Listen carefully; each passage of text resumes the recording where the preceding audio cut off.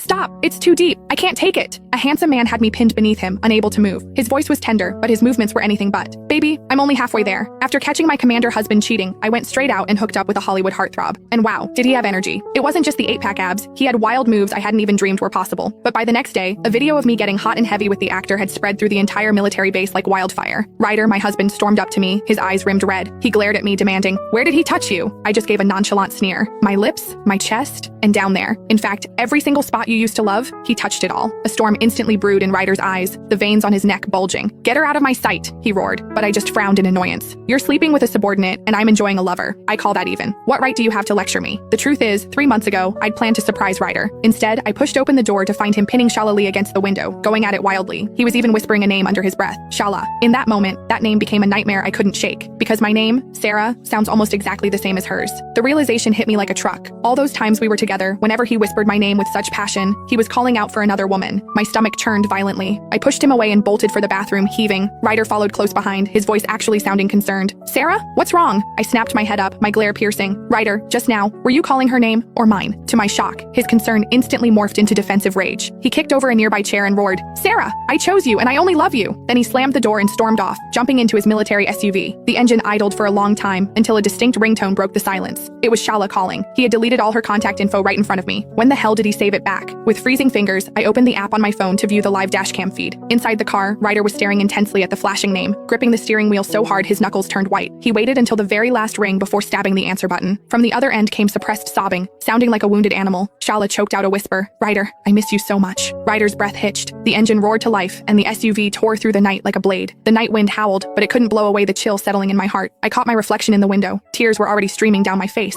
The car soon pulled up outside an officer's apartment complex. Rustling sounds came through the dashcam audio, followed by Shala's whimpering moan. "It hurts." And the husband who swore he loved me replied, his voice so raspy it was barely recognizable. "Take it. Even if it hurts, take it." What followed was a night filled with heavy breathing and frantic kissing. It sounded so desperate, so primal. I stood by the window all night, listening to every second of it. Only when the first light of dawn broke did I move my stiff body to retrieve the divorce papers. I had forced him to sign a clause earlier. If he cheated again, all assets and property would automatically transfer to me. I deliberately signed my name and took the document straight to the legal assistant's office on base. The lawyer reviewed it and looked up. "Once filed, your marriage will be officially dissolved." I dragged myself home on shaky legs to find Ryder already waiting. Seeing me, he looked impatient. "Where the hell have you been? Stop using suicide threats to manipulate me," he snapped. "Is that all you know how to do? Torture me with these stunts?" I stared at him, my heart turning to ice. So, my near-death accident back then, in his eyes, it was just a ploy for attention. It didn't matter that I'd lost 15 pounds from the stress, or that I'd mentally collapsed to the point of nearly falling off a cliff. Seeing how pale I was, Ryder's tone softened slightly. He reached into the car and pulled out a box of strawberry pudding. "Here," he said, looking like he expected a medal. "It's your favorite. I drove halfway across the city just to get it for you." But looking at the packaging, I felt sick again.